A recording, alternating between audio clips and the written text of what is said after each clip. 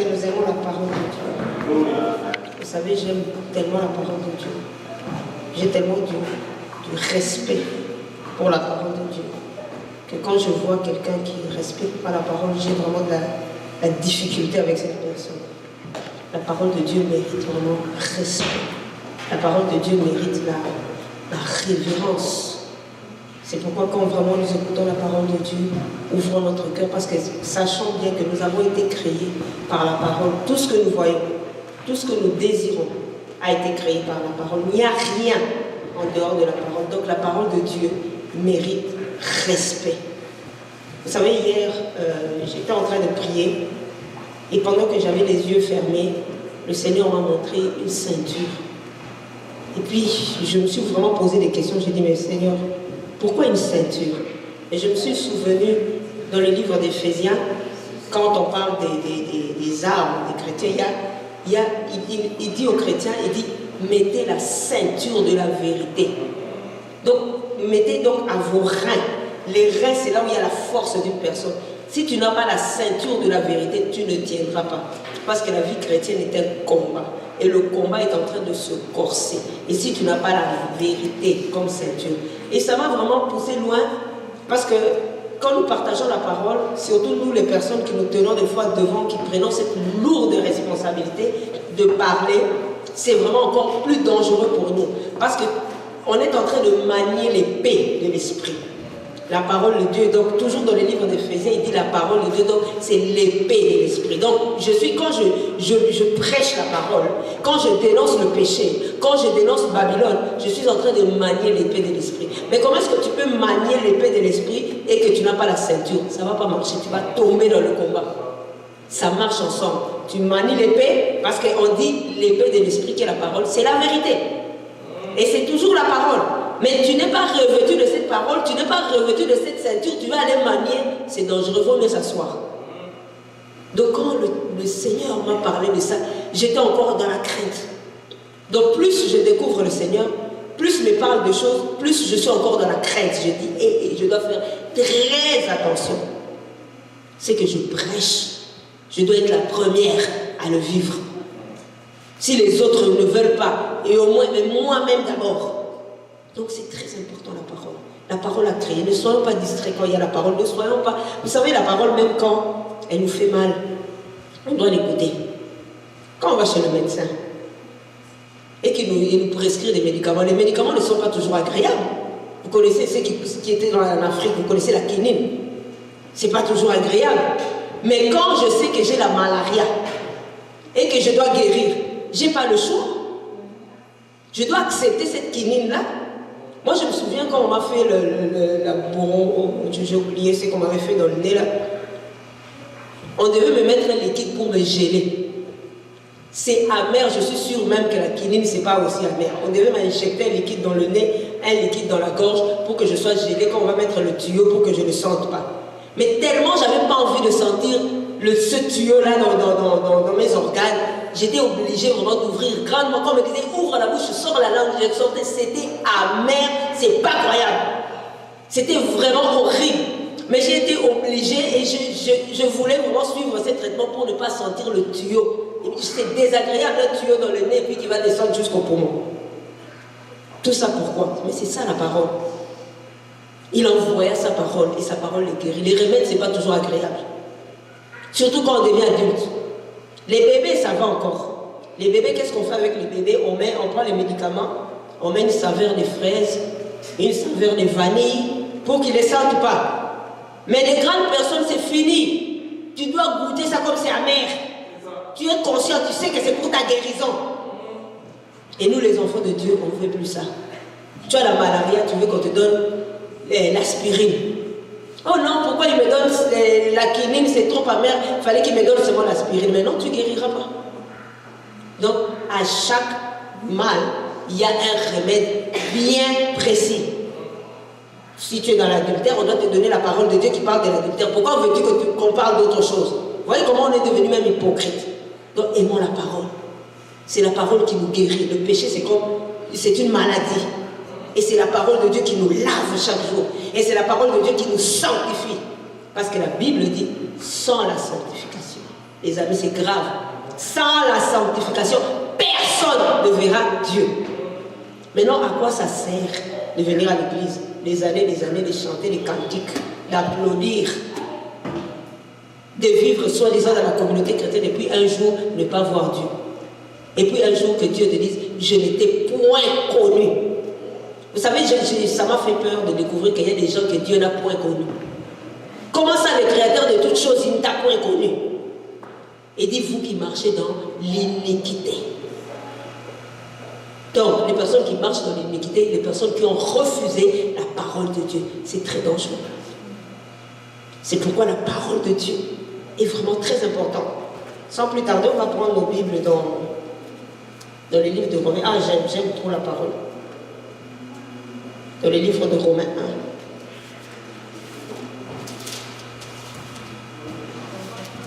Dieu est dans sa parole. Romains 1. La fois passée, on a commencé à parler de l'injustice.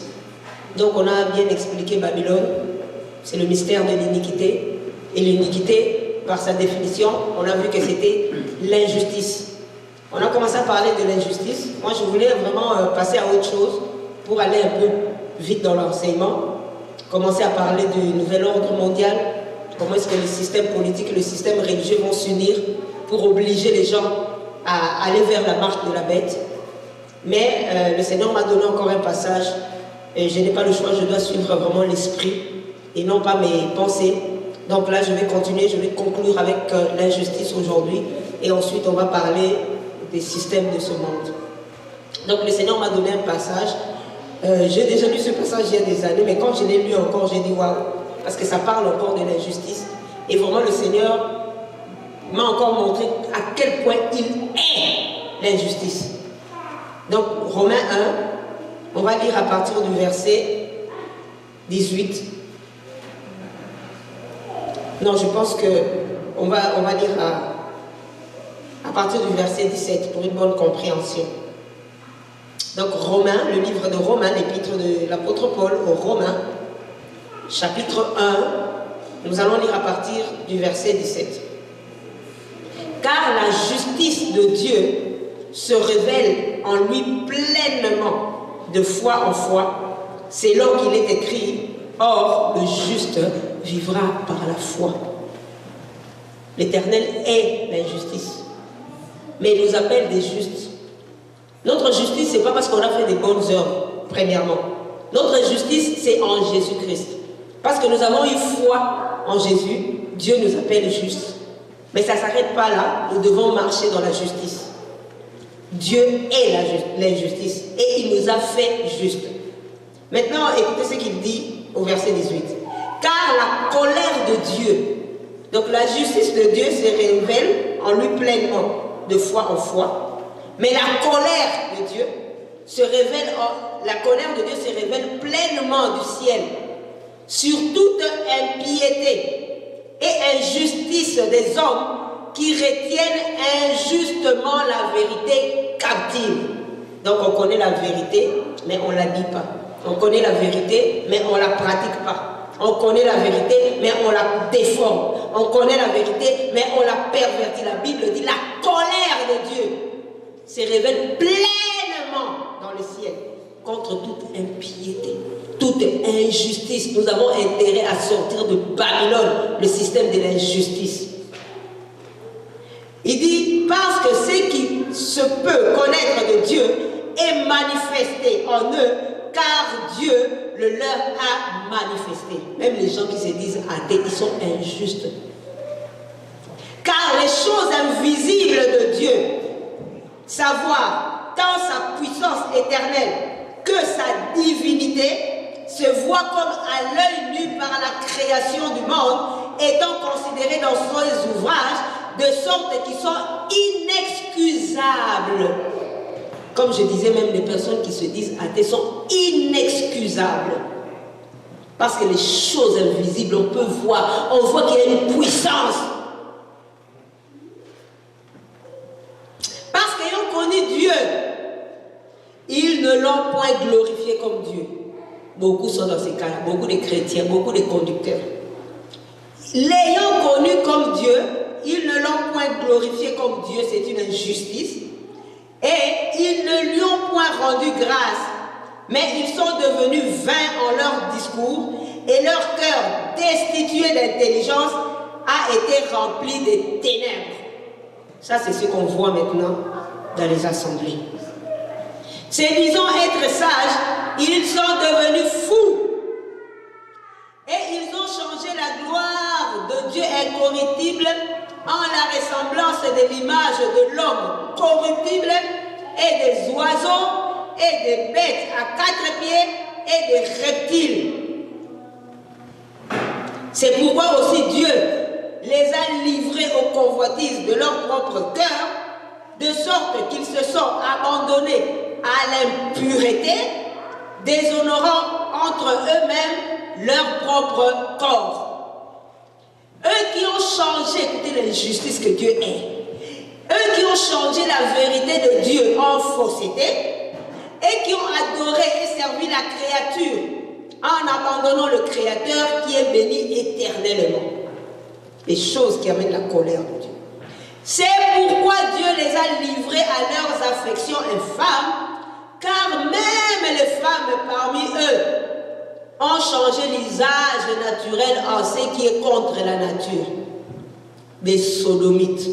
Et les hommes, tout de même, laissant l'usage naturel de la femme, se sont embrasés en leur convoitise, l'un envers l'autre, commettant homme avec homme des choses infâmes et recevant en eux-mêmes les récompenses de leur égarement tel qu'il fallait. Et aujourd'hui, c'est vraiment le monde est rempli de sodomites. Car comme ils ne se sont pas souciés de connaître Dieu, aussi Dieu les a livrés à un esprit dépourvu de tout jugement pour commettre des choses qui ne sont nullement convenables. Étant remplis de toute injustice, d'impureté, de méchanceté, d'avarice, de malignité, plein d'envie, de meurtre, de querelle, de fraude, de mauvaises mœurs, rapporteurs, médisants, haïssant Dieu, outrageux, orgueilleux, vains, inventeurs de mots, rebelles à père et mère, et sans entendement, ne tenant point ce qu'ils ont promis, sans affection naturelle, gens qui les apaisent sans miséricorde, et qui, bien qu'ils aient connu le droit de Dieu, savoir que ceux qui commettent de telles choses sont dignes de mort, ne les commettent pas seulement, mais encore favorisent ceux qui le commettent. Et ça, c'est une parole que le Seigneur m'avait donnée. Comme je disais, j'avais décidé de passer à autre chose. Le Seigneur m'a dit, va lire. Il a attiré mon attention sur ce passage-là. Et quand j'ai lu ça, j'ai dit, oh Seigneur, je réalise encore à quel point notre Seigneur est l'injustice. Notre Seigneur est l'injustice. Comme je disais, l'injustice, c'est pas seulement dans les petites choses qui est injuste. La grande injustice, c'est d'abord de nier la parole de Dieu. Accepter la parole de Dieu, c'est ce qui est juste. Donc tout ce qui vient après, quand on a mis la parole de Dieu à l'écart, c'est l'injustice. La grande injustice, c'est de mesurer les choses selon une autre mesure que la parole de Dieu. Alors que la Bible dit que c'est toute chose qui a créé la parole. Donc toute chose doit être mesurée selon la parole. Quand on commence à sortir des mesures de Dieu, quand on commence à sortir des critères de Dieu, c'est là l'injustice. Et Dieu est ça. Et c'est ce que nous retrouvons dans le monde. Parce que le monde est sous la coupe de Satan. Donc c'est tout à fait normal. Mais que ces choses se retrouvent entre les enfants de Dieu, c'est ce que Dieu déplore. C'est pourquoi Dieu dit sortez. C'est pourquoi Dieu dit ceux qui pratiquent les injustices n'hériteront pas.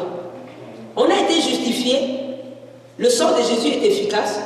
Le problème, ce n'est pas le sang de Jésus. Est-ce que nous, les enfants de Dieu, nous marchons dans cette justice-là? Sachant que Dieu est la justice. Il dit, les enfants de Dieu sont rendus, ils avaient connu Dieu. Ils l'avaient connu comme Dieu. C'est ce que nous voyons. Quand je dis l'église, je ne parle pas forcément de cette assemblée. Je parle du corps de Christ en général. Des gens qui ont prêché Dieu, qui ont reconnu Dieu. Et puis après, ils se sont détournés, ils ont commencé à adorer les créatures. Et c'est ce que nous voyons. C'est un mal qu'il faut dénoncer. Il faut que les enfants de Dieu sortent de là s'ils veulent voir un jour la face de Dieu. Aujourd'hui, on commence à adorer les hommes. Aujourd'hui, on commence à essuyer les chaussures des hommes. Aujourd'hui, on commence à se prosterner devant les hommes. C'est ce que Paul est en train de dire. Donc, ils ont changé l'image du Dieu vivant. Maintenant, c'est la créature qui commence à se prendre. Et ça, ce sont des choses, des fois, on ne réalise pas. C'est ce qui va amener les gens à adorer l'antéchrist. Parce que l'antéchrist, vous savez, l'antéchrist, c'est comme, on va dire, c'est l'incarnation de Satan en un homme. Et Satan, dès le ciel, c'est ça qu'il voulait. La raison même pour laquelle on l'a chassé, c'est ça. Satan, qu'est-ce qu'il aime? Il veut l'adoration. L'adoration qui est rendue à Dieu, il la veut. Et c'est comme ça que le cœur des gens, les gens ne se rendent pas compte, leurs cœurs sont préparés à adorer l'antéchrist. Quand on parle de l'antéchrist dans Apocalypse 13 et qu'on dit que son chiffre est 666, c'est un chiffre d'homme. Donc c'est l'homme qui se met à la place de Dieu. C'est l'homme qui veut être adoré. Et c'est ça, les hommes ont déjà commencé. Ils ne savent pas que c'est l'entraînement. En commençant à adorer les pasteurs, en commençant à adorer les riches, en commençant à adorer les rois, on prépare tranquillement son cœur. Qu'est-ce qui te dit que tu ne vas pas adorer l'antéchrist?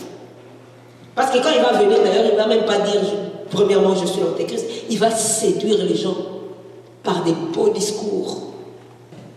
Lui, il va être 10 fois plus que Yes Weekend. Il va bien séduire. Et les gens seront là en train d'applaudir. Parce que nous sommes rendus à une époque où nous aimons les beaux discours. Les discours qui nous endorment. Les discours qui nous motivent. Qui nous disent, tu seras riche, fais ceci, tu es capable, tu es ceci, valorise-toi. C'est ça le discours qui endorme les enfants de Dieu. C'est pourquoi même les charlatans sont entrés dans l'église. Les orateurs, les vendeurs des discours. À l'époque des Grecs, là, j'ai oublié leur nom, là, les orateurs. Donc, les gens qui parlaient bien. Ils avaient une chair, même la chair, là, c'est pas les enfants de Dieu qui ont inventé ça, ce sont ces gens-là. Ils portaient des toges, ils avaient des discours. Et dans leur discours, il y avait 3 parties. J'ai oublié vraiment ces choses-là, j'avais étudié ça. Il y avait 3 parties dans les discours. Il y avait la partie intellectuelle, et puis il y avait la partie où il fallait toucher les émotions des gens. Et puis les gens étaient là, waouh, on les applaudissait. Ces gens-là, ce sont eux-mêmes qui ont amené la théologie, l'art de bien parler, pour attirer les foules. Et c'est ça qui séduit les enfants de Dieu. Vous voyez les prédicateurs dans les méga churches, comment ils parlent bien. Et puis nous, on est là parce que quelqu'un parle bien, et puis on est séduit, on est endormi. C'est comme ça qu'on est rendu à rendre l'adoration aux hommes. Ah, il parle bien. On commence à clamer les hommes. Des fois, quand on n'acclame pas Jésus. C'est pourquoi un vrai enfant de Dieu ne doit pas accepter les acclamations. Parce que la parole là que j'annonce, ce n'est pas ma parole. Moi-même, j'ai été créé par la parole. Donc, nous tous, on acclame Jésus. Mais les hommes commencent à recevoir des acclamations. La bouche de l'Éternel, la réserve de l'Éternel. Donc, on est rendu à adorer les hommes. Et la Bible dit que c'est une injustice. Et la colère de Dieu se révèle dans le ciel contre ce genre d'actes. Au lieu d'adorer Dieu, on commence à adorer la créature. On commence à adorer les hommes que Dieu a créés, des mortels comme nous. Il y en a même qui invitent même des politiciens dans leurs assemblées. Je n'ai rien contre les politiciens. S'il devient frère en Christ, gloire à Dieu. S'il a quelque chose à dire, qu'il vienne témoigner de sa foi, mais qu'il ne vienne pas devant pour faire je ne sais pas moi, sa promotion. Discours politique. Son discours politique, ce n'est pas l'endroit pour ça. Si c'est un frère en Christ, s'il veut témoigner, il témoigne comme tout le monde. Sinon, il s'assied, il écoute la parole, il se convertisse. Mais maintenant, ce n'est pas comme ça. Quand ça vient, ils sont politiciens, même dans l'assemblée des saints, les enfants de Dieu. On commence à adorer les hommes. Et la colère de Dieu se révèle dans le ciel contre ces gens d'actes. Il faut vraiment faire attention. Il faut lire attentivement la parole. Il faut discerner. Quand est-ce que je commence à adorer l'homme? Quand est-ce que je commence à adorer? Ils ont changé la gloire de Dieu, même à l'image des animaux. On commence à dessiner des oiseaux partout, on commence à dire c'est le Saint-Esprit. Qui a dit ça? Le Saint-Esprit est venu sous la forme, écoutez bien, sous la forme d'une colombe. On n'a pas dit que le Saint-Esprit était un oiseau. Ça commence à mettre des oiseaux partout. Idolâtre. On veut représenter Dieu par des images. Dieu n'a pas d'image. Même les photos, une fois ma fille m'a demandé, mais la photo de Jésus là, c'est qui? Moi j'ai dit, ce n'est pas Jésus. Jésus n'était pas comme ça. À l'époque de Jésus, il n'y avait pas de photographes. Donc il n'y a pas d'image. Mais l'homme aime ça. Vous voyez comment on emmène les gens aussi vers l'antéchrist. Parce que ce Jésus-là, ce n'est pas le vrai Jésus, c'est un homme. Donc les gens qui mettent ça dans leur maison, ils adorent un homme, ils adorent l'antéchrist et c'est un démon. Des fois il a des cheveux blancs, des fois il a des cheveux, je ne sais pas quoi, des fois il a les yeux bleus, il a la barbe. On ne sait pas. Des fois même il ressemble à une fille. Alors que la Bible dit qu'il n'avait ni beauté ni éclat pour attirer les regards. Mensonge. Tout ça pour faire adorer les hommes. Donc adorer les hommes. Et derrière les hommes là c'est qui? C'est Satan. Le diable. Et Dieu dit ici dans Romains. Donc ils ont connu Dieu. Là on parle des gens qui ont parlé du Seigneur. Ils ont connu Dieu, mais ils ne l'ont pas adoré comme Dieu. Quand on connaît Dieu, on l'adore comme Dieu. Amen. Il n'y a personne d'autre qui va prendre la place de Dieu. On adore les hommes de Dieu. On se prosterne devant les hommes soi-disant de Dieu, parce que je ne sais pas si ce sont les hommes de Dieu. Les serviteurs qui sont devenus, je ne sais pas comment dire, moi, je me posais même des questions, même sur cette affaire-là, de dire, oh, je suis le serviteur de Dieu. Normalement, quand on parle d'un serviteur, même dans ma version même, on ne dit même pas serviteur, on dit domestique. Donc nous qui disons nous sommes serviteurs, nous sommes les domestiques de Dieu. Avez-vous déjà vu, nous qui étions en Afrique, on a connu les domestiques. Un domestique qui se glorifie de sa condition de domestique. Non. Un domestique, c'est une personne de condition humble. On ne le voit même pas, il vient, il sert et puis il s'efface. On ne parle même pas de lui. Avez-vous déjà vu les patrons, ils sont assis là en train de parler de leurs domestiques? Non. Mais aujourd'hui, je ne sais pas moi, c'est comme si les domestiques avaient fait une grève. Ils ont dit, vous les patrons, restez à la maison. Nous maintenant, les domestiques dans les quartiers, on fait notre association des domestiques pour se faire voir. C'est des menteurs. Et puis on les appelle serviteurs, servants. Non. Si vraiment vous êtes des serviteurs, vous êtes des domestiques. Vous n'avez pas d'affaire à vous faire voir. Moi, je ne dois pas me faire voir. Je dois faire voir Dieu, mon patron. Mon patron, c'est l'Éternel. Et je n'ai même pas honte. Ça ne me dérange même pas. Même si on dit que je suis l'esclave de Dieu, ça ne me dérange pas. Si tu m'injuries, ça ne me dérange pas. Ça me fait mal en tant qu'homme, mais je ne veux pas venir me battre contre toi. Tu me manques de respect, ça va me faire mal, mais je ne viendrai pas me battre contre toi. Mais touche à la parole de Dieu, tu sauras. Alors là, je vais sortir mes griffes. Parce que c'est la parole qui m'a créé. Parce que là, je respecte la parole. Parce que je veux me soumettre à la parole. Parce que je sais que tout ce que nous voyons est tenu par la parole. Je rigole pas avec la parole. Et aujourd'hui, voilà comment les hommes sont devenus. L'apôtre Paul dit, car les choses invisibles de Dieu, savoir dans sa puissance éternelle, que sa divinité se voit comme à l'œil par la création du monde, étant considérée dans ses ouvrages de sorte qu'ils sont inexcusables. Les gens là qui passent le temps à nier Dieu. Vous savez, on peut nier Dieu de plusieurs manières. Ce n'est pas seulement les athées. Quand on refuse de se soumettre à la parole, on nie cette parole-là. Et il dit, c'est inexcusable. Vous savez, les scientifiques, ils ont longtemps dit, oui, Dieu, beaucoup de scientifiques qui disent que Dieu n'existe pas. Oh, Dieu n'a pas créé le monde. Oh, c'est le Big Bang. Et puis le monde est sorti comme ça. Oh, l'homme était d'abord un singe et puis il a évolué. Mais comme par hasard, les singes n'évoluent plus. Donc ils ont inventé toutes sortes d'histoires. Et puis après, ils ont commencé à pousser loin les recherches. Ils ne veulent pas croire en Dieu parce qu'ils disent que nous, on est des scientifiques, on doit voir. Dieu est invisible.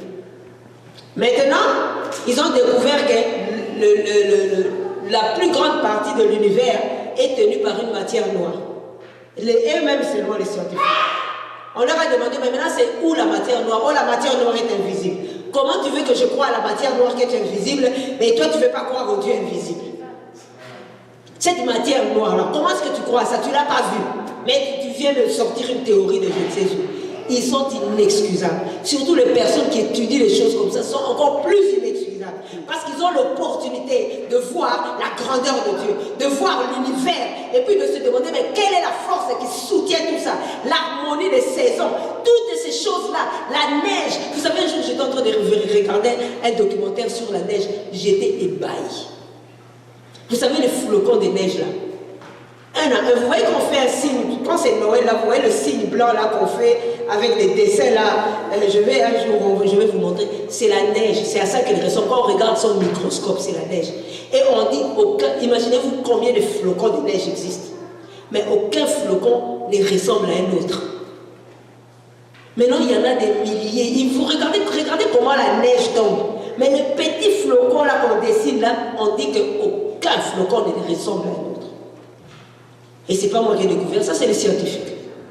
Et puis ils continuent à nier Dieu. Qui a créé?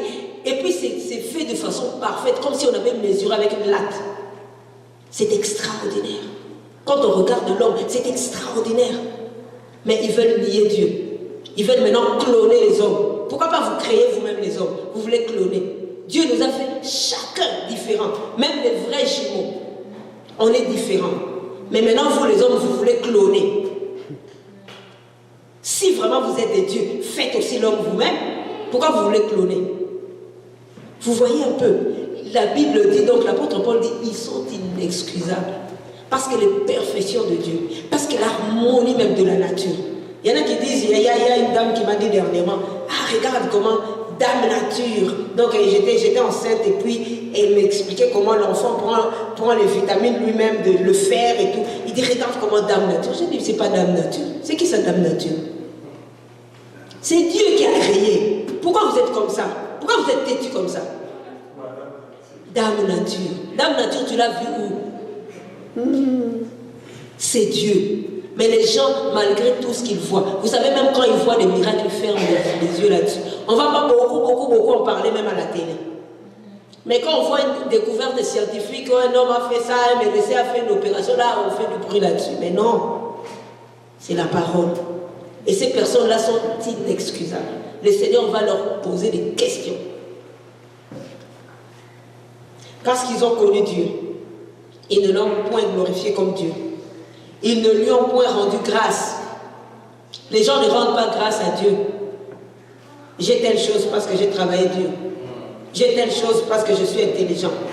J'ai telle chose parce que je suis belle. J'ai telle chose parce que ma famille ceci, ma famille cela. Les gens ne rendent pas grâce à Dieu. Les gens rendent grâce à leurs efforts. Ils oublient que si Dieu enlève seulement le souffle là. Ils pouvaient enlever le souffle là. Combien de gens sont morts? Combien d'enfants sont avortés? Je vous assure, on est dans un monde où les gens avortent comme s'ils mangeaient. On pouvait avorter, mais ils ont connu Dieu. Au lieu de reconnaître cette grâce-là, ils ont connu Dieu, mais ils ne l'ont pas rendu grâce. C'est grave. Mais ils sont devenus vains en leur discours. Et leur cœur destitué d'intelligence a été rempli de ténèbres. Surtout les gens qui s'écartent de Dieu. Écoutez leur discours. Regardez les hommes soi-disant de Dieu qui ont commencé avec Dieu et qui finalement se sont écartés. Même leurs discours sont devenus... Si vraiment on a l'esprit de Dieu, on ne peut même plus les écouter. Si quelqu'un continue à les écouter, il n'a pas l'esprit de Dieu, je suis désolée. Quand on a vraiment l'esprit de Dieu, il y a des discours qu'on ne peut plus écouter. Ils sont devenus vains. Oh, moi je sais si. Oh, si vous êtes là, c'est à cause de moi. Est-ce qu'un enfant de Dieu peut s'asseoir là et écouter des choses comme ça? À un moment donné, on en a marre. Quand on aime la parole et qu'on a l'esprit de Dieu, donc la profondeur attire la profondeur. La parole attire la parole. Moi, je ne me vois pas à des heures et des heures en train d'écouter quelqu'un qui fait des vains discours. Quelqu'un qui n'a pas la parole, c'est vraiment devenu de plus en plus difficile pour moi. Des vains discours. Des fois même des grossièretés. C'est qu'on appelait quand on était petit des bêtises. Mais tu vas voir un papa avec sa veste et il dit des bêtises. Et puis vous êtes là en train de rigoler. Vous n'avez pas l'esprit de Dieu. On n'a pas l'esprit de Dieu. Les gens qui écoutent ce genre de discours, des vrais discours, leurs cœurs sont remplis de ténèbres. Donc la parole de Dieu a disparu. C'est le noir total. Et ils emmènent les gens dans le noir. Et la Bible dit que la colère de Dieu se lève. Et l'injustice. Parce qu'il y a des assemblées comme ça. Quand je parle de ça, je parle de l'Église. Parce que le monde, même l'apôtre Paul dit, qu'est-ce que nous avons à juger celui dehors? Moi je parle. Parce que moi-même aussi j'étais comme ça. Peut-être que moi j'étais même pire. Si je mourais dans cet état-là, je partais en enfer sans visa. Et le Seigneur m'a fait grâce. Donc je n'ai pas d'affaires. Ils ont leur temps. Mais nous qui prétendons être enfants de Dieu, ça on doit en parler. Nous qui venons prier matin, midi, soir, ça on doit en parler. Les gens ont maintenant des vains discours, ça vaut vraiment même pas la peine. Écoutez même certaines prédications, vraiment, il y a certaines prédications, 2 minutes c'est trop. Je ferme mon internet, non, je ne peux pas écouter ça. Il n'y a pas la vie. Dans les ténèbres, les pasteurs vantards, les prédicateurs, quelqu'un qui se vante comme ça, qui vient devant la chair et dit, j'ai offert à ma femme une 4x4 pour son anniversaire. Et puis les gens pleurent, wow. Mais avec quel argent? Avec votre argent. Est-ce que quand on offre un 4x4 à sa femme ou bien un cadeau d'anniversaire, on a besoin de venir en parler à l'Assemblée? Voilà des vains discours. Il y en a qui peuvent passer 30 minutes à commencer à raconter comment il est devenu riche. Est-ce que c'est ça? Moi j'ai quitté ma maison pour ça.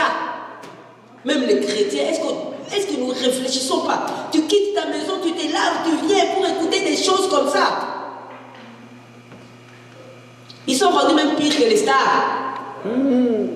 Parce que les stars, ce qu'ils font, c'est normal. C'est leur vie. Ils doivent faire le matou, vu le tape à l'œil pour que les gens les suivent. Mais toi, et c'est rentré même dans l'église. Des vains discours. Des discours inutiles. Des discours qui n'édifient pas. Au contraire, qui emmènent les gens dans l'enfer. C'est pourquoi vous voyez même les gens dans les assemblées sont devenus des vantards. Ils veulent aller dans les fêtes pour exhiber leurs costumes, pour exhiber les gens sont devenus vains. La vanité.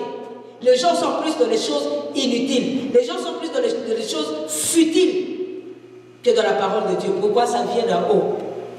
C'est la même chose que l'onction qui descend sur la barbe. Ça va dans tous les sens. Même dans les choses du diable. Votre pasteur est vain, vous êtes vain. Parce que vous passez votre temps à l'écouter. La foi vient de ce qu'on entend. Tu ne vas pas dire, oh, moi je vais seulement là-bas, mais je suis différent. Non, tu passes ton temps là. Tu écoutes. Tu es aussi vain que lui. Ils ont changé la gloire de Dieu, incorruptible, en la ressemblance de l'image de l'homme corruptible. Donc Dieu qui ne change pas, Dieu qui est saint. Non, on vient, on change, on met l'homme à la place. C'est ça. Et des oiseaux, des bêtes à 4 pieds, des reptiles. C'est pourquoi aussi Dieu les a livrés aux convoitises de leur propre cœur. Vous savez, il y a des gens, vous vous demandez, mais comment est-ce que cette personne-là s'enfonce dans le mal comme ça? Dieu les a livrés. Parce qu'ils n'ont pas voulu écouter Dieu. Ils n'ont pas voulu écouter se repentir. Ils n'ont pas voulu écouter les avertissements. C'est pourquoi il faut faire très attention, enfants de Dieu. Quand il y a un avertissement et qu'on est sur une mauvaise voie et que quelqu'un nous avertit, c'est par amour. Si tu refuses d'écouter les avertissements, si tu refuses, tu fermes ton cœur à la parole de Dieu, à un moment donné, l'esprit va être attristé. Et à un moment donné, tu vas continuer dans le mal. À un moment donné, tu seras abandonné à tes convoitises. Regarde ce qu'il dit ici. Ils ont changé la vérité de Dieu en fausseté. Combien de faussetés, combien de fausses doctrines sont en train d'être proliférées. Ils ont changé la vérité de Dieu. Il y en a qui enseignent aujourd'hui qu'il faut adorer les anges. Ils ont fait une doctrine angiologie. Cherchez-moi ici dans la Bible. Où est-ce que Paul a enseigné sur les anges? Il faut connaître ton ange. Il y en a même un grand, c'est un sorcier. Il a dit, si tu vois quelqu'un qui me ressemble quelque part, ne viens pas me dire, oh, c'était toi, je t'ai vu là-bas. Non, c'est mon ange. Ah bon? Donc il a sorti une doctrine comme quoi nous ressemblons à nos anges. Alors que c'est un sorcier, peut-être qu'il s'est dédoublé quelque part. Maintenant, quand on le voit quelque part, il camoufle ça déjà. Il dit, non, ce n'est pas moi, c'est mon ange. C'est ton démon. Voyez-vous? Et ça enseigne ça aux enfants de Dieu. Et puis les enfants de Dieu sont là. Et les enfants de Dieu ne vérifient même pas. C'est des injustices. Vous savez, Le Seigneur a la colère contre. Si tu veux aller en enfer, va en enfer tout seul. Les gens qui entraînent des milliers comme ça fait vraiment mal. Et c'est pourquoi quand il décide de frapper, il frappe, il avertit. C'est un Dieu d'amour, mais quand il va frapper, il va frapper. Comment tu peux enseigner de telles choses comme ça? Tu es en train d'enseigner la sorcellerie aux gens. Oh, tu m'avais vu quelque part. Comment ça, toi, si c'est ton ange, il doit être avec toi? Comment est-ce qu'il est en train d'errer quelque part? Sorcier. Je vous assure que la sorcellerie, vraiment, si on veut chercher les sorciers, on n'a plus besoin d'aller chercher dans les villages. On n'a qu'à aller à l'église. C'est grave. Et ça enseigne ça. Et sur Internet. Quelle injustice. Quelle injustice. Vous voyez qu'ils ont changé la gloire de Dieu en fausseté. Et nous, les enfants de Dieu, on est la personne pour dénoncer. Il y a des choses bizarres qui se passent dans les assemblées, personne. Des fois, l'homme, soi-disant de Dieu, il vient, il dit n'importe quoi, il vous injurie. Personne n'ose dénoncer. Un enfant de Dieu, vous savez, une personne qui a vraiment l'esprit de Dieu, c'est quelqu'un qui se lève contre le mal. Amen, amen. Moi, j'aime David. Moi, j'aime David. Il n'avait rien. Il n'avait même pas la formation des soldats. Amen. Tout le monde fouillait contre Goliath. Ça, c'est vraiment le genre de personne que j'aime. Il dit, qui est cet incirconcis qui ose insulter l'armée de l'Éternel? Donc, il s'indigne. Même la Bible dit dans 1 Corinthiens 13, l'amour ne se réjouit pas de l'injustice. Donc, comme on a vraiment l'amour, on se lève contre toute injustice. Il a dit, qui est cet incirconcis? Tout le monde avait peur, même les géants, même les généraux, les colonels, avec je ne sais combien d'étoiles. Tout le monde s'est caché. Mais lui, il est venu comme ça, comme mon frère a dit tout ce matin. Il a dit, toi, avec la lance et les javelots, mais moi je viens devant ton nom de l'Éternel. Quelqu'un qui connaît Jésus n'a peur de personne. Amen, amen, amen. Moi, j'aime pas les gens qui sont là parce que tu as vu, je ne sais pas, quelqu'un qui porte je ne sais quel titre, tu commences à trembler. Alors que la Bible est en train de dire que Jésus-Christ est au-dessus de tout, de toutes les autorités, de toutes les dominations, de toutes les royautés. Je n'ai pas à avoir peur même du prince Charles, de je ne sais qui. Non! Je vais les respecter en tant qu'autorité, point. Il ne m'a pas créé. Alors moi, je dois trembler devant nous. Je ne tremble pas devant nous, je ne tremble que devant la parole. Et David avait compris ça. Il n'avait pas la formation militaire. Il ne connaissait pas les armes. Mais il a dit au nom de l'Éternel. Quel est cet incirconcis? C'est ça. Quelqu'un qui aime la vérité défend la vérité. C'est pas Jésus dit il y a peu d'ouvriers. La moisson est grande, mais il y a peu d'ouvriers parce que les gens ne sont pas prêts à se battre. C'est un combat contre l'injustice. L'injustice et la justice se battent. Et on voit ça dans les assemblées. Oh, c'était un frère qui fait des conneries dans l'assemblée, tout le monde l'applaudit. Celui qui est saint, tout le monde lui jette des pieds. Confusion, Babylone. Et ça règne dans les assemblées. Vous voyez que c'est grave. J'ai écouté dernièrement le témoignage d'un homme de Dieu. Il parlait d'une famille. Ça m'a fait de la peine. Une famille, sur la recommandation du pasteur, ils ont accueilli un soi-disant frère dans leur maison. Et ce frère est venu dans leur maison, un frère qui avait dans la trentaine, il a fait des attouchements à une petite fille de 3 ans, et puis il a violé une fille de 15 ans dans cette même maison. Et ces frères-là, ils continuent à faire le ministère à l'église. Ils sont partis se confier au pasteur, le pasteur ne dit rien. Quelle injustice! Est-ce que vous connaissez les conséquences sur la vie de ces enfants? Et ça là, ça se passe partout. Les frères et la sœur ne sont pas mariés. Ah, c'est pas grave, vivez. N'importe quoi, on permet tout. Ça, c'est pas aimer quelqu'un. Et si la personne meurt, elle va dans l'enfer. La Bible nous dit de ôter le mal. Mais l'injustice règne comme ça. Toutes les mauvaises choses, les mauvaises langues, ça règne. Donc on change la parole de Dieu en fausseté. On prêche des choses qui ne sont pas vraies. On mesure les choses, comme je disais la fois passée, même la mesure des hommes est une mesure injuste. On fait des classements que Dieu n'a pas fait. On n'est pas dans le monde pour faire des classements. Vous voyez les Oscars, le premier prix du meilleur film, tout le monde acclame. Ça c'est le monde. On On ne peut pas trouver ça dans l'église. Comment est-ce que toi tu es devenue la première dame? Explique-moi un peu dans la Bible. Comment est-ce que tu es devenue la première dame? Je ne sais pas pourquoi je reviens toujours là-dessus. Donc, on a fait un classement. On va lire Colossiens 1. Je ne sais pas pourquoi je reviens toujours là-dessus. Pas sur l'air.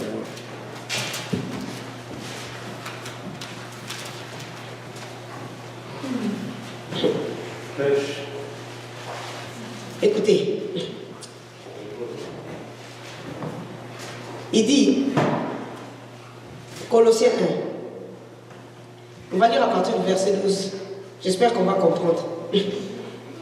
Rendons grâce au Père qui nous a rendus capables de participer à l'héritage des saints dans la lumière, qui nous a délivrés de la puissance des ténèbres et nous a transportés au royaume de son Fils bien-aimé, donc on parle de Jésus, en qui nous avons la rédemption par son sang, savoir la rémission des péchés, lequel, on parle de Jésus, est l'image du Dieu invisible, le premier-né de toutes les créatures, car par lui ont été créées toutes les choses qui sont dans les cieux et sur la terre, les visibles et les invisibles, soit les trônes ou les dominations ou les principautés ou les puissances, toutes choses ont été créées par lui et pour lui.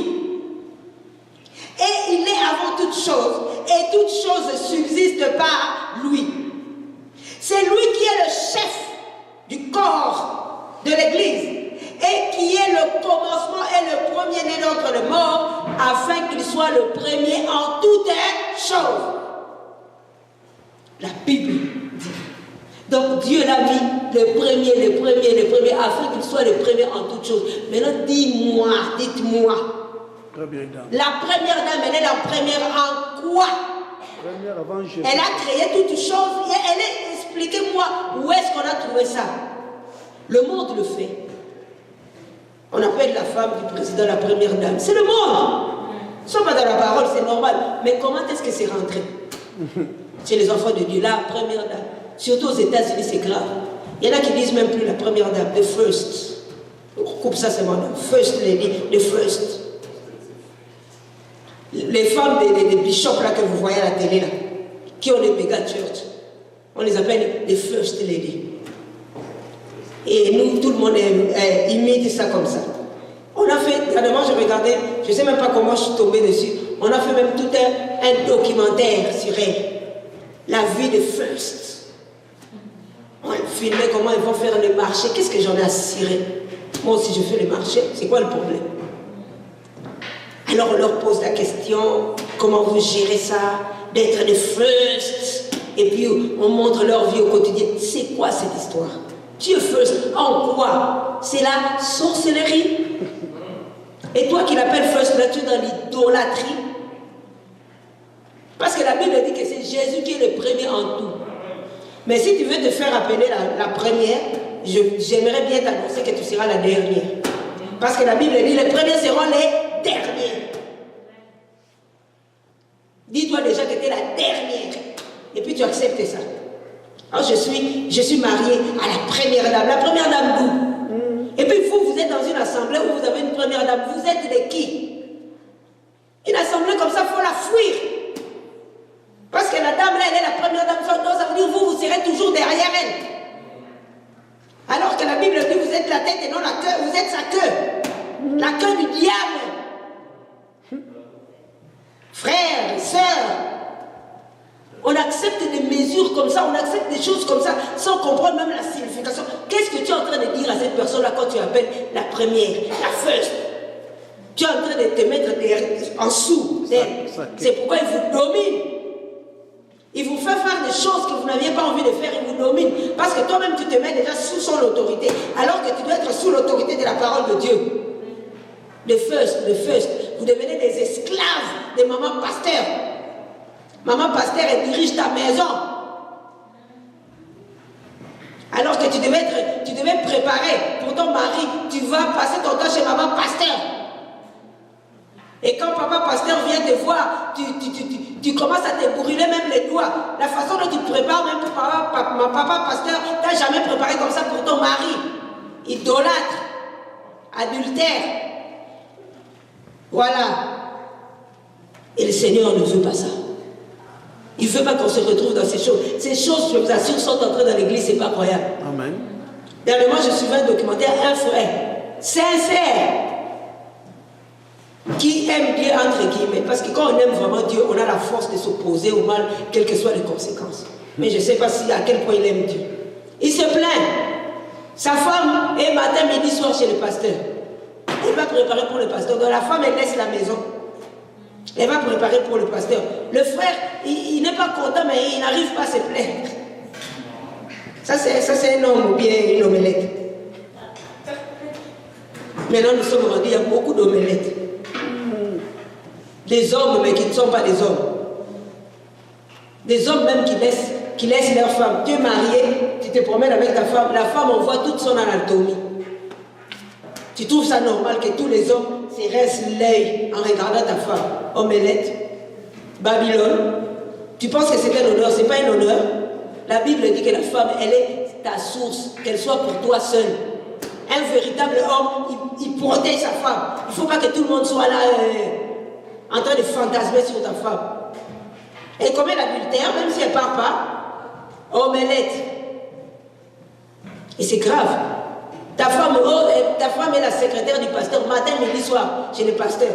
Quand est-ce qu'elle a le temps d'occuper la maison? Ce sont des faussetés. Jésus n'a pas fonctionné comme ça. Les apôtres Paul n'ont pas fonctionné comme ça. Oh, il y avait une sœur qui était partie chez Pierre, faire des services chez Pierre, du matin au soir. Vous êtes devenus les esclaves, mais c'est normal, première dame. C'est normal, non? Toi, tu es, je ne sais pas, la 40e dame. Frères et sœurs. Et le Seigneur est en colère.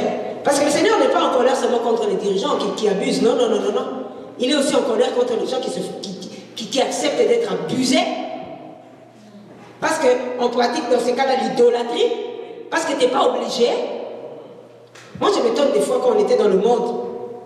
Quelqu'un me disait n'importe quoi, ou bien veut me faire n'importe quoi, je me lève. Mais on est venu dans l'église, on est devenu des faiblards. Mais non, on est du côté du plus fort.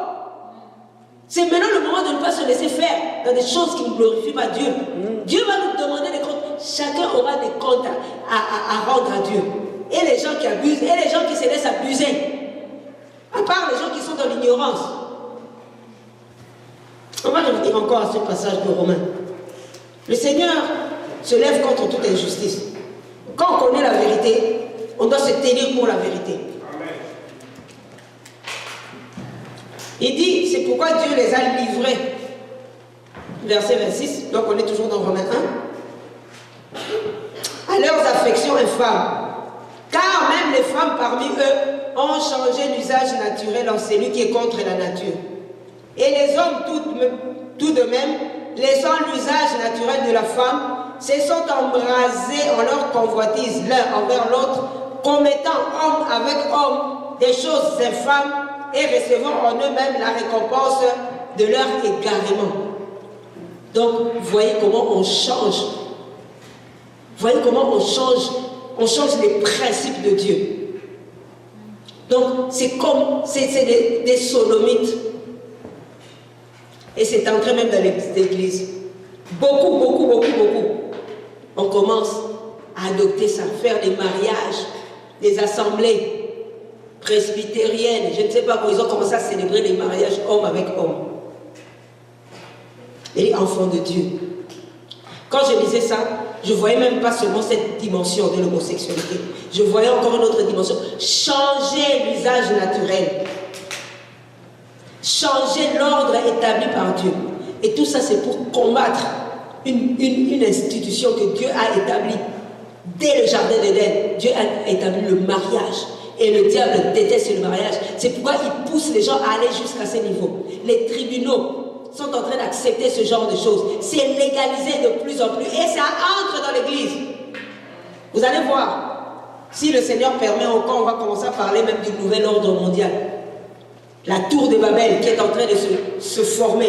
Et quand l'église est en train, c'est déjà depuis longtemps. L'église, entre guillemets, donc la religiosité avec la politique. Ça va se mettre ensemble. Et de plus en plus, vous allez voir, quand vous allez voir les églises, il y a déjà des églises fédérées, mais de plus en plus, il y aura des pastorales, des associations. Et tout ça, c'est pour regrouper. Et de plus en plus, quand ça va commencer à se regrouper, ça va aller vers des fédérations qui seront réglementées par l'État. Et de moins en moins, on sera autorisé à dénoncer certaines choses. Toutes les personnes qui seront fédérées, toutes les personnes qui seront liées à ces choses ne pourront plus le dire. C'est ça. C'est pourquoi faites attention avec les associations. Fédéré. Où est-ce que vous avez vu la pastorale des Africains au Canada? Voilà les associations des enfants de Dieu. Au lieu de prêcher d'abord la parole de Dieu au peuple qui vous a accueilli, vous faites la pastorale des Africains, la pastorale des Congolais, la pastorale... Qui a dit ça? Quelle pastorale vous avez vu dans la Bible? Est-ce qu'il y avait des associations de pasteurs? Donc au lieu de prêcher clairement, visiblement la parole de Dieu, vous faites une pastorale. Un corps dans un corps. Donc les corps pastoraux, où est-ce que vous avez vu dans la Bible? C'est écrit corps pastoral. Un corps dans un corps. On n'a qu'un seul. C'est un cancer. Il n'y a qu'un seul corps. Oh, le corps pastoral. La pastorale de je ne sais quoi. Vous parlez de quoi quand vous faites vos réunions là? C'est de l'occultisme. Si vous aviez quelques vérités à dire, dites-les devant les enfants de Dieu. Vous voyez ça? Et c'est grave. Et ce sont des injustices comme ça. C'est pourquoi la Bible est en train de le dire. C'est pas seulement la Bible ne se lève pas quand le Seigneur se lève. Il ne se lève pas seulement contre les gens qui commettent de telles choses, contre les gens aussi qui appuient ces choses. Vous allez aller vous fédérer dans des assemblées qui acceptent de tels actes infâmes. L'apôtre Paul dit même, je pense dans Éphésiens 5, il est honteux de dire, je pense, ou 1 Corinthiens 6, honteux de dire même ce qu'ils font dans le secret. C'est même honteux. Donc l'apôtre Paul n'a même pas besoin de commencer à citer toutes les perversions. Il a dit c'est honteux ce qu'ils font dans le secret. Vous savez combien de viols? C'est pas seulement en RDC, hein. Là-bas c'est des païens. Mais dans les églises, combien de femmes ont dénoncé même avoir été violées par leur pasteur? C'est l'occultisme qui est entré. Il y a un pasteur en France qui est tombé avec 50 femmes de la même assemblée. Et toutes les femmes sont devenues possédées par des démons. C'est bizarre. Donc c'était un grand sorcier. Et les gens trouvent ça normal d'aller dans des assemblées où on sait qu'il y a de tels actes qui se posent. Il faut se poser des questions qu'on est à un endroit où des actes pareils se posent. Nous sommes vraiment au temps de la fin. Et ça c'est encore rien. Donc ça va s'accélérer de plus en plus. Mais que ceux qui sont attachés, ceux qui veulent la vérité, on doit encore être plus radical dans la vérité. Parce que c'est un mal, c'est comme un cancer, c'est un mal qui est en train de ronger partout. C'est pas seulement dans la société, c'est rentré dans l'église. Les enfants de Dieu.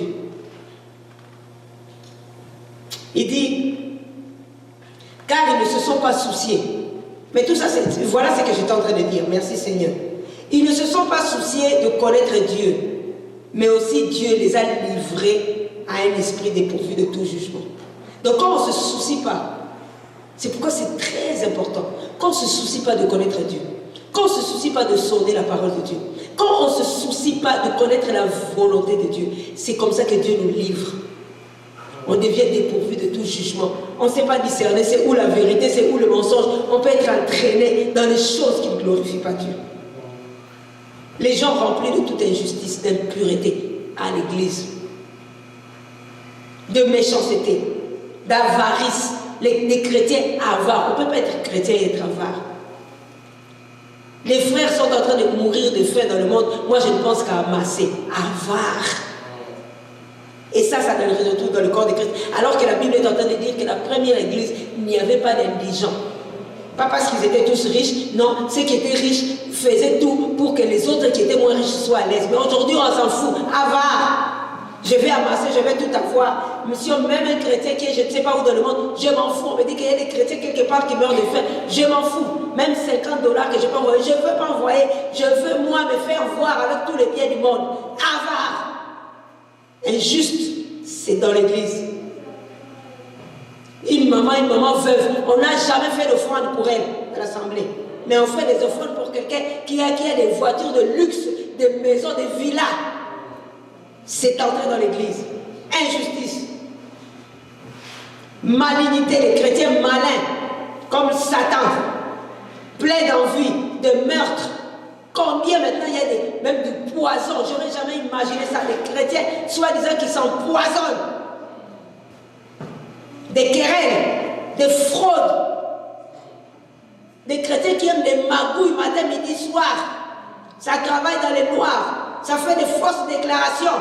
Ça ment même pour avoir des emplois. Mensonges matin, midi, soir. À l'église, on trouve ça normal. Des fraudes, pas croyables. Des mauvais mœurs.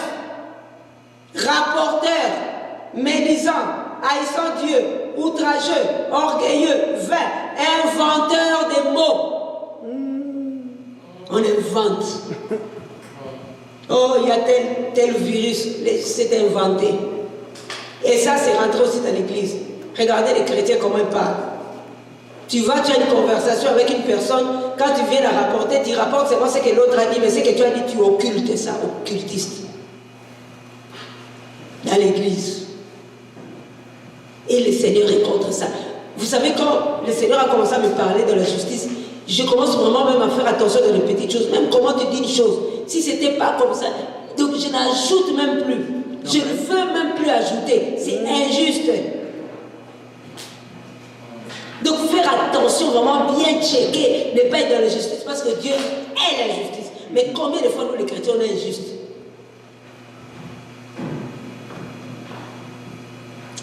Rebelles à père et mère, et sans entendement, ne tenant point ce qu'ils ont promis. Mon Dieu, surtout ça. On fait des vœux, on fait des promesses, après on ne les tient pas, et on s'en fout, on trouve ça normal.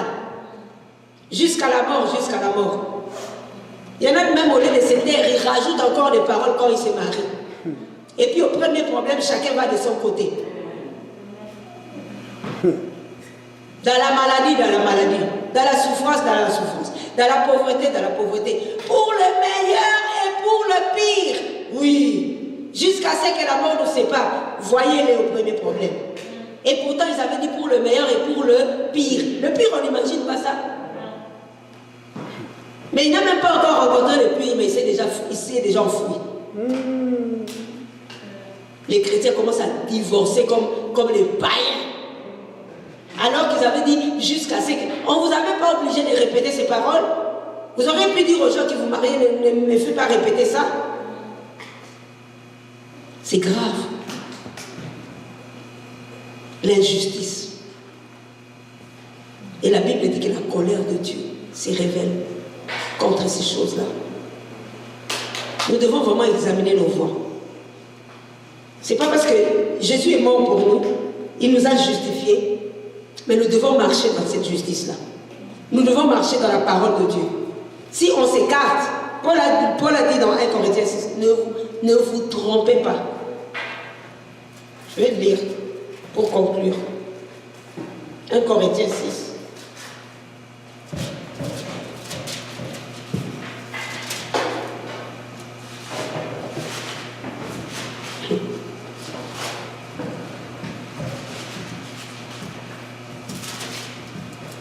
Corinthiens 6. Il ne parle pas de païens. Des fois, on a tendance à juger. On n'aime pas nous regarder. 1 Corinthiens 6, verset 10. Il dit, ne vous trompez point vous-même, ni les fornicateurs, ni les idolâtres, ni les adultères, ni les efféminés, ni ceux qui commettent des péchés contre nature, ni les larrons, ça veut dire les voleurs, ni les avares, ni les ivrognes, ni les médisants, ni les ravisseurs n'hériteront point les royaumes des cieux. Il y en a qui pensent que c'est seulement les adultères. Mais matin, midi, soir, tu médites. Les ravisseurs, les voleurs, il y a des escrocs dans le corps de Christ maintenant. Je ne sais pas s'ils sont dans les corps. En dehors. Des escrocs, ils peuvent venir vous dire ici, donner l'argent pour ça. Escrocs. n'hériteront point le royaume des cieux. Des pasteurs escrocs. On vous dit payez, payez, payez pour des salles, payez, payez, vous ne savez pas où va l'argent. Escrocs. Et tout ça, vous n'hériterez pas le royaume. Donc Dieu ne blague pas. Dieu nous aime. Dieu nous avertit. Mais il est juste. Justement, c'est ça sa justice.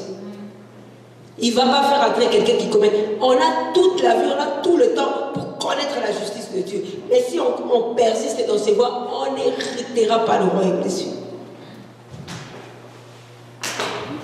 Et ce sont des choses qui sont entrées dans l'église. C'est pourquoi Dieu nous dit de sortir. Il faut se séparer de ces choses. La Bible dit que si un païen, on ne peut pas se séparer quand on nous dit de ne pas se mettre même sous le joug des fidèles. On ne peut pas fuir les païens. Parce qu'ils doivent connaître la parole. Mais c'est ceux qui se disent frères et qui marchent dans ces choses dont on doit se séparer. Vous savez, Lot, pour qu'il soit sauvé, il a dû se séparer des sodomites. Les sodomites, ce sont des gens qui n'aiment pas la parole. Les sodomites, ce sont des gens qui pervertissent la parole, qui vont contre nature. Et Lot a dû se séparer. Si ce n'était pas séparé des sodomites, il allait périr dans Sodome. Les sodomites, ce sont des gens qu'on leur donne l'avertissement. Vous savez, quand Lot disait même à ses beaux-fils, partons, partons, il y aura le feu, ils ont pris Lot pour quelqu'un qui plaisantait. Donc les sodomites, ce sont des personnes qui prennent la parole de Dieu dans la plaisanterie. On dit des choses sérieuses, ils disent à Lot, arrête. Et puis ils vont périr. Donc si on veut être sauvé, on doit sortir de Sodome, on doit se séparer des sodomites, on doit sortir de Babylone. Et marcher dans la justice. Pour aujourd'hui, on va s'arrêter là. Je pensais vraiment que ça allait être une petite conclusion, mais merci Seigneur parce qu'il a conduit les choses telles qu'il les a conduites. On va voir comment est-ce que le Seigneur va conduire encore. On va voir si on va continuer avec le système mondial, l'ordre mondial. Comment est-ce que les rois de la terre se sont réunis pour combattre la parole de Dieu. Pour l'instant, vraiment, que le Seigneur soit glorifié. Que chacun reçoive sa part. Moi aussi, j'ai reçu ma part. Que son seul nom, le seul nom qui est au-dessus de tous les noms, le seul nom, le créateur de toutes choses, c'est lui qui est le premier en tout et pour tout, à lui seul soit la gloire, la magnificence, l'adoration, la puissance et l'honneur pour les siècles et les siècles. Et c'est dans le nom de Jésus que j'ai ainsi prié. Que le Seigneur reçoive la gloire. Amen. Amen.